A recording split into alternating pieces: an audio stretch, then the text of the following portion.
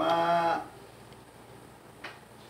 de la lección de hoy: ¿cómo puedo ser salvo en esta generación?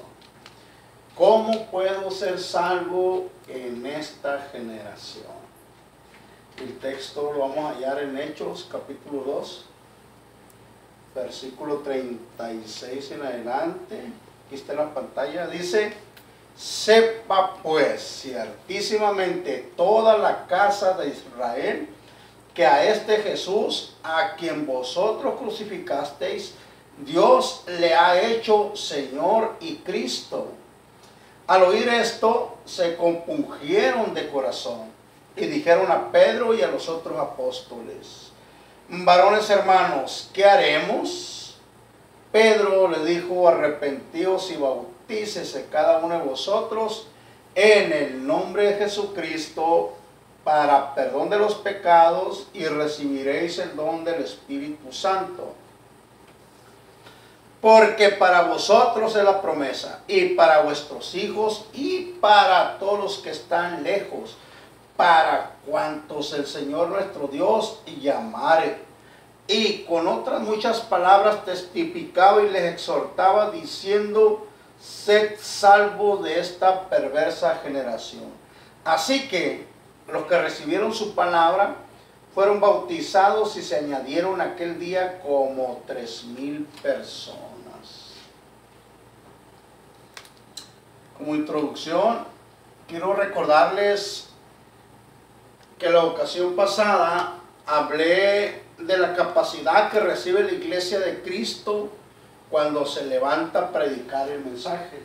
Ustedes recordarán que estuve hablando de cuando Pedro se levantó ahora entre los 120 y dijo este discurso, que este es parte de lo que Pedro se estuvo hablando cuando se levantó. Y estuve hablando la semana pasada lo que era, ¿verdad?, que la iglesia se levantara, que la iglesia se parara, que la iglesia se posicionara con firmeza y que no cambiara su postura ante las cosas, ¿verdad?, del mundo, las situaciones y todo lo que se levanta en contra de nosotros como iglesia.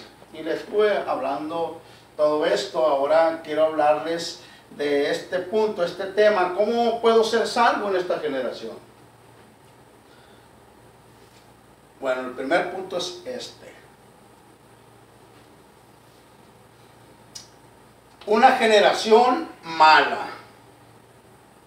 Indudablemente fue la que crucificó al Cristo, el Mesías, Hijo de Dios. A esta generación Pedro la llama perversa, una generación perversa en el versículo 40. Esta generación, en la muerte de Jesús, expuso lo más negro y perverso del corazón del hombre. Pedro, cuando está exponiendo, está predicando, Pedro dice: sed salvos de esta generación perversa. ¿Por qué llama perversa a esa generación a la que él está hablando? Pues ellos fueron los que crucificaron a Jesús. Crucificaron a Cristo, que no les había hecho ningún mal, no había ni un pecado. Él era manso como un cordero, ¿verdad? Así que esta generación, sin haberle hecho nada a Jesús, lo habían crucificado, lo habían llevado a la muerte, y de esta manera ellos expusieron lo que es capaz de hacer, ¿verdad?, alguien que tiene el corazón negro, porque ellos se burlaban cuando Jesús estaba ahí y decían: si eres tú el Hijo de Dios, bájate de la cruz. Y lo abofeteaban y lo escupían y le jalaron la barba y todo. No nomás fueron los soldados, muchos se burlaban de él. Entonces esta generación era perversa, que quiere decir torcida. Y les digo yo que en la cruz sacaron lo más negro que tenían escondido, porque la palabra perverso quiere decir maldad. Eso quiere decir maldad, pero ellos disfrutaban lo que le estaba sucediendo a Jesús. Ellos disfrutaban lo que le estaba pasando a Jesús. Así que en su corazón había sentimientos, emociones oscuras, negras. Matar a alguien. Y no matarlo nomás porque sí. Matarlo de una manera cruel, torturado. Porque fueron ellos los que planearon matar a Jesús. Y ellos planearon que la muerte de Jesús fuera por medio de la cruz. ¿Por qué?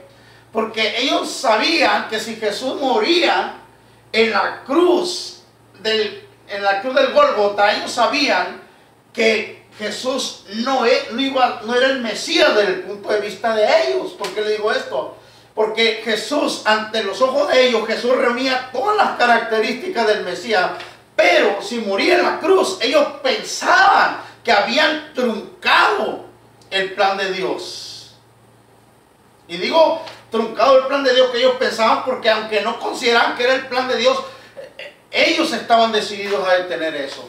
Así que llevaron a Jesús a la cruz pensando que no era el Mesías. ¿Por qué? Porque dice la Biblia que maldito es el hombre que es colgado de un madero. Así que ellos pensaban que de esta manera Jesús no calificaba, se lo llevaban. Así que idearon, planearon. No fue algo que resultó, simplemente pasó. No fue así. Ellos lo planearon, se sentaron y lo hicieron como una estrategia de llevar a Jesús a la cruz. Ellos pudieron haberlo azotado, pero ellos no tenían la autoridad para matarlo. Eso solamente podían hacerlo los romanos, o en este caso Poncio Pilato solamente tenía esa autoridad como autoridad romana. Sin embargo, ellos lo que hicieron fue planearon para que Jesús fuera hasta la cruz. En todas las edades ha habido generaciones malas. Por ejemplo, la que fue destruida en el diluvio. La Biblia dice que los pensamientos de esta gente, de esa generación, eran de continuo hacer el mal. ¿Se dan cuenta? Esa gente tenía una continuidad, no paraban en hacer el mal. Y parece ser que entre más mal hace la gente, como que la gente se empieza a ser experta. ¿No conocí gente así? Gente que es mentirosa, y entre más mentirosos se empiezan a ser como más expertos en la mentira, ¿verdad? Y el que es ladrón se hace más experto en lo que hace. Pues esta generación fue destruida por el diluvio, porque dice la Biblia que el pensamiento de ellos era de continuo hacer el mal. O sea, ellos no tenían tregua, no tenían descanso, solamente estaban haciendo mal, pensando, ideando. Así que esta generación fue destruida con el diluvio. También la Biblia habla de Sodoma y de Gomorra, que también fueron destruidos por el pecado. Pero la generación que Pedro le está predicando y los está haciendo responsables de la muerte de Jesús, a esta generación todavía es peor que cualquiera de ellas. ¿Por qué es peor?